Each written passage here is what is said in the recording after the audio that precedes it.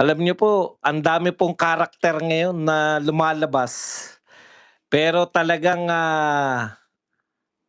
ang laki po ng laban na kinakaharap natin 'no. Marami pong nananawagan na suportahan na ni VP Sara itong, pagpapatalsik kay BBM. Pero sabi po ni VP Sara, napakalinaw po ng mga sinabi ni VP Sara. Ito po, ah, hindi po siya mangunguna dito po sa tinatawag nating, pagpapatalsik kay BBM sa pamamagitan ng people power. Alam niyo po, naunawaan ko po, sinasabi po ni VP Sara, siya ang, legal na susunod o kumbaga siya yung legal na successor kung sakasakali po. Alam niyo po yung delikadesang tinatawag, mahi yan po ang meron. Hindi po nagmamadali yung mga Duterte po, ay hindi po sabik sa kapangyarihan katulad po ng, gustong palabasin ng iba. No, naalala ko po yung pagkakaiba ni Leni Robredo at saka nito ni VP Sara. Si Leni Robredo po, siya po yung namumuno sa Aus Duterte movement. Siya po yung naninira kay Duterte at talaga pong naroon po nakalagay Aus Duterte. Hashtag Aus Duterte. Oh, let Lenny lead.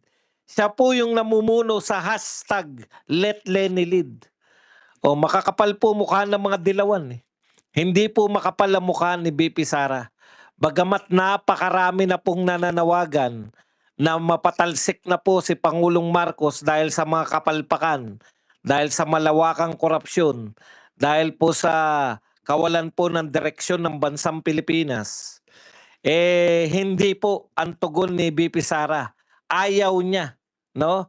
Dahil po siya ay naniniwala sa succession. Ito po ang pahayag ni BP Sara. Pakinggan po natin ng kaunti. Teka, ayos ko lang. Makikinig lang ha. Tanggalin ko na yung tunay na mic. Props lang po talaga to. Ito po talaga yung tunay na mic natin.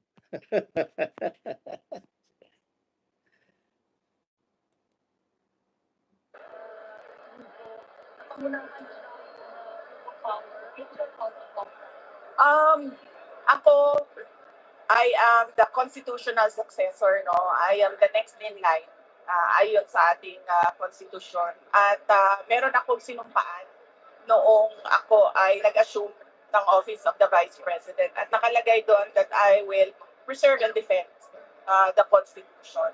So, wala sa aking mga kamay ang pagsasagawa ng extra constitutional means, no, to overthrow the current administration. At hindi ko din gusto yon. Hindi ko gusto agawin yung posisyon.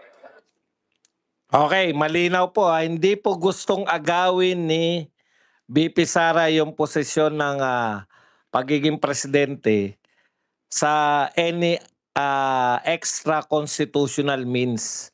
Ibig sabihin siya po yung legal na successor ni BBM at wala po siyang balak na agawin. Yun pong yung pamumuno ng Pilipinas sa pamamagitan po ng extra constitutional means. Bagamat kinikilala po ng konstitusyon yung people werpa, yung kapangyarihan po ng tao na mag-alsa, ayaw po ni BP Sara niyan, no? Malinaw po. Ang tanong BP, paano na yung hindi malutas-lutas na suliranin sa pagnanakaw, malawakang korupsyon at saka sa walang kawalan ng direksyon? Anong gusto mong mangyari, BP Sara? Ito kasi yung mga hamon kay BP Sara. Magsasawalang kibo ka ba? Una po, hindi po nagsasawalang kibo si BP Sara. In fact, maganda po yung ginagawa ni BP Sara. Tuloy-tuloy po yung ginagawa ni BP Sara na paglalantad sa mga magnanakaw, no? Kasi po si BP Sara at least, kasi ang hirap po, mahirap talaga kung sila Marcoleta lang, kung sila Alan Peter Cayetano lang. Kasi po sila sa sarili lang nilang programa, 'di ba? nagpapakalat lang po ng mga pinapahayag ni Cayetano halimbawa at saka lalo na po ni Senator Marcoleta, ayaw pong kino-cover si Senator Marcoleta ng mainstream media. May sarili lang siyang programa at saka sa tulong po ng mga vloggers. Ganon din po si Senator Alan Cayetano. Halos ayaw po siyang i-cover ng mainstream media. Yan nga po yung angal nila. Ang dami nilang sinasabi, nasa kanila yung legal. Pero po, tignan nyo naman po yung mainstream media. Doon po sa kabilang panig. Sa mga kolorum po, nakaayon yung ating mainstream media. Samantalang kay BP Sara po, no? At least kahit papano, nakakaparehas po tayo kay BP Sara kasi hindi po pwedeng i-ignore ng mainstream media yung Vice President. Halatang halata na po. Pwede po nilang i-ignore si Alan Peter Cayetano. Pwede po nilang i-ignore sila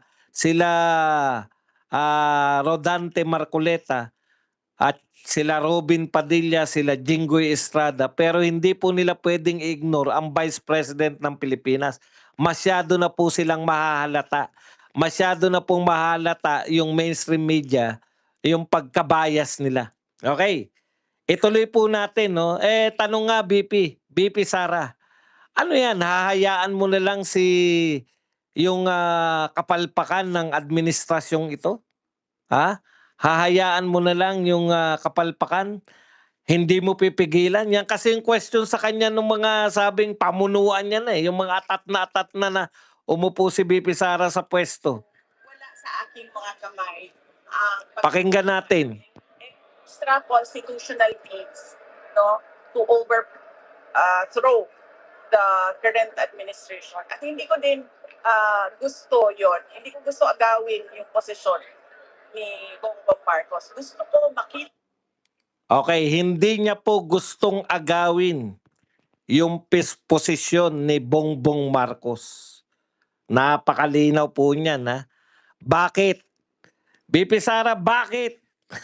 Tanong ng mga taong supporter yung gigil na pong mamuno si BP Sara. Pero Makita ng taong bayan hanggang sa dulo kung gaano walang hiya si BBM. ayun pala ang purpose ni BP Sara. Ay, ito pala may. Ayun po pala yung purpose ni BP Sara kung bakit gusto niya nang manatili si Pangulong Marcos. No, ito po. Sabi niya, gusto kong makita ng taong bayan hanggang sa dulo kung gaano kawalang hiya si BBM. Grabe. No, gusto pong masagad. Gusto po yung gawin ni BP Sara. Masohista po si BP Sara eh. Gusto niya itodo mo na lahat BBM, ibigay mo na lahat. Para makita ng taong bayan kung gaano kawalang hiya si BBM. Yan po ang sinabi po ni BP Sara. 'Di ba? Talagang yung wala na pong balikan, yung talagang sagarin na lahat ng kakampi ni BBM na wala na po tayong patatawarin na tanging mga Duterte at mga Duterte allies na lang po yung talagang iboboto natin sa 2028 kasi sagad na tayo. Kumbaga kung nakapanloko pa po yung mga Tulfo, yung nakapanloko pa po yung mga katulad ng mga Soto, yung mga katulad po na kahit po hindi nyo aminin, ha? Natitiyak ko po na marami po sa mga Duterte, binoto pa rin po si Soto, binoto pa rin po si Tulfo, binoto pa rin po si Ping. Alam nyo kung bakit? Kasi po ang mga Duterte mahilig po sa mga action man. Akala po nila yung mga Tulfo dahil mga fans tayo ng Tulfo talagang nanonood po ang mga sambayanan. Lalo na po yung mga OFW, napakarami po nanonood, followers po ng mga Tulfo. Akala natin, kahit na hindi Duterte ang mga yan, pero nasa dugo nila yung paglilingkod. Ha? Kahit hindi sila Duterte, nasa puso nila yung paglilingkod. Sabi ko nga, sana hindi lang sa dugo at sana hindi lang sa puso. Sana nakita natin na naglilingkod sila ngayon sa mamamayang Pilipino. Ngayon kailangan natin yung mga tapang ng Tulfo. Sana ngayon sila magpakita ng kanilang tapang. Hindi po eh. Ngayon po nakita na yung mga Tulfo kung paano po yumayakap sa mga magnanakaw, kung paano po sila nagiging instrumento kahit hindi po nila sinasadya. Kahit hindi po nila, sabihin natin na kahit hindi po nila alam. Pero imposible pong hindi nila alam. Simple lang po yan eh. Magnanakaw, kakampihan mo, ano ka? Di ba? So ngayon po, sinasagad na po. Tama si BP Sara, sagad na natin. Para hindi na tayo muling bumalik dito sa pamumuno na to ng mga katulad ng mga Marcos at lahat ng mga kumampi sa kanila ay isuka na ng tao. Hindi na po sila madadala na kami mga anti-corruption. Hindi na sila madadala na kami mga maglilingkod sa mamamayan. Ibabasura pati yung mga popular na Tulfo. Ibabasura pati yung mga popular na Soto. Ibabasura pati yung mga popular na Lacson. Lahat ng popular na yan, ibabasura ng mamamayang Pilipino. Kinakailangan sagad na. Yung wala na matira. Pati yung mga rekto, ibabasura. Pati lahat ng mga tao, ibabasura. Yun eh. Yun po yung ano natin, yun po yung ating yan po yung kagustuhan ni BP Sara. Alam niyo yung sinagad na, yung sagad na sagad, wala nang balikan sa mga Marcos, wala nang mananalo sa national na mga Marcos. Dahil sinagad na ninyo yung taong bayan. Tapos wala na rin mga katulad nito na antikler.